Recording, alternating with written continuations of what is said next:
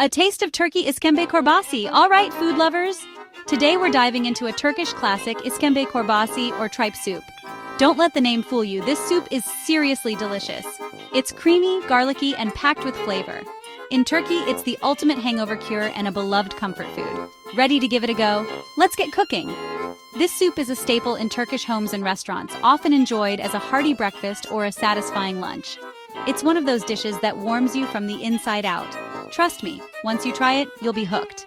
Now, I know some people might be hesitant about tripe, but believe me, it's worth trying. When cooked properly, it becomes incredibly tender and soaks up all the amazing flavors of the soup. Plus, it's a great source of protein. So, let's gather our ingredients and get started on this Turkish adventure. To make this soup amazing, you need just a few simple ingredients. Don't worry, nothing too fancy here. 1 pound of tripe, cleaned and cut into bite-sized pieces. 1 onion, chopped. 4 cloves of garlic, minced. 4 tablespoons of butter. 2 tablespoons of all-purpose flour. 6 cups of beef broth. 1 cup of milk. Salt and pepper to taste. For that extra Turkish touch, we'll use some simple garnishes. Red pepper flakes, dried mint, chopped fresh parsley, lemon wedges. These ingredients are easy to find at most grocery stores. Now that we have everything we need, let's move on to the fun part. Cooking. First things first, we need to cook that tripe until it's nice and tender. This is super important for a delicious soup. No one wants chewy tripe. Rinse the tripe thoroughly under cold water. Then place it in a large pot and cover it with water. Add a pinch of salt and bring it to a boil. Boil for about 10 minutes. This helps to clean the tripe and remove any impurities. After boiling, drain the tripe and rinse it again under cold water. Now, it's time for the real cooking. Transfer the tripe to a pressure cooker. Add enough water to cover the tripe completely.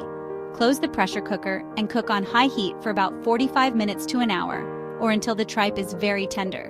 If you don't have a pressure cooker, you can simmer it on the stovetop for about 2 to 3 hours, or until tender. Just make sure to add more water if needed. Once the tripe is cooked, remove it from the pressure cooker or pot and let it cool slightly.